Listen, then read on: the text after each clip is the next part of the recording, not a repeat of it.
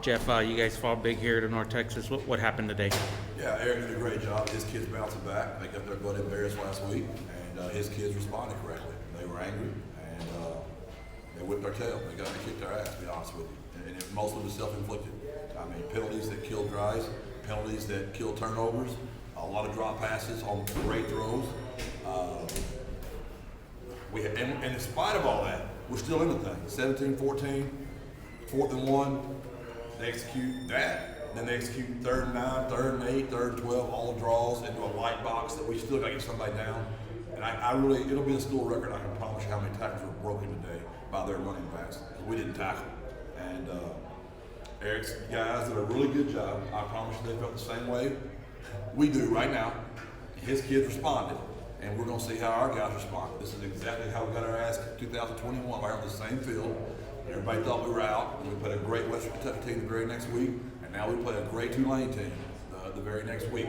So it'll be a long 11, 10 days, whatever that's going to be, but we deserve it. We played like dog crap, and we deserve what we feel right now. Jeff, you had mentioned that this team just keeps getting better. Is there a reason you can point to why that didn't continue today, or what was missing? I think it's a combination of how we handle prosperity and how they handled their tail getting kicked. And it was a combination. And we just could not get out of our own way. And it was self-inflicted. And congrats to him, though. He did a great job with his team. They responded very well after the South Florida game. And we did not handle the prosperity playing very well last week. Jeff, I think Owen only had like 87 passing yards. What do you think you'll see on film when you watch that? A lot of drop passes. I mean, you got to catch the freaking ball. I mean, I can think of 4 right now that were probably 20-yard throws that we just dropped. And they played a lot of coverage, which is why we ran the ball so well. They were very worried about our vertical passing game, a lot more coverage than we've ever seen before, and we couldn't stop them. So now you got a lot of coverage, we can't stop them, and then they got a little, cocky, which I don't blame them. They started bringing a lot more pressure when they were up by a lot, and probably should have kept the ball thrown out of his hand a little bit. And we didn't give him we did not give him a good plan. It starts with the coordinators, starts with the head coach. Coordinators have terrible plans, and the kids weren't ready to play. That's all on me. Jeff, you mentioned this weekend multiple times before that there were only 2 games where you felt like your team didn't show up. There's 3 now. Yeah, good point.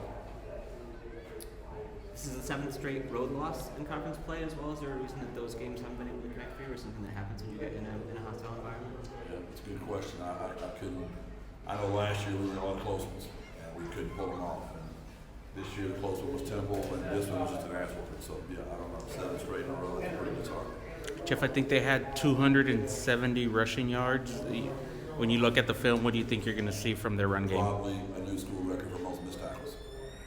We talked about the physicality during the week and how much that showed up against Rice. Was that significantly different today, or what did you see? Yeah, we weren't physical at all. They were physical, we were not. They were the hammer, we were the nail. Penalties became an issue at times in this game as well. Is there anything you can point to that led to that? The defensive holding, there was a critical penalty on the interception, on the screen, the penalty. I'll have to look at it, which supposedly held our offensive lineman did. Man, there's something wrong with every play out there. You got to be better. Those guys, we lost 55-17. I mean, we just got to be better. It's not their fault we jumped offside. It's on freaking 4th and 4 when everybody in the building knows everybody jumps offside. I know it's late in the game, but it still shows how we were not buttoned up and ready to play. Do you have concerns at all about the team's mentality at this stage of the season going forward from a result like this? I'll tell you Thursday night about 11:30. Next Thursday, not this Thursday. Don't call me this Thursday. How do you compare this low point now to some of the points you guys went through last season? I know there's some familiarity. Worse.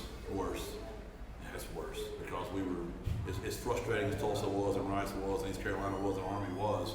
We were in every one to the very last play, and we weren't today. So this is way different. This is an absolute ass kicking.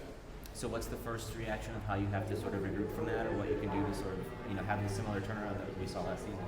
I gotta get the video, get to work about. I can't do it that simple. Everybody freaking do it. It's a hard way to earn a living, and I gotta figure it out.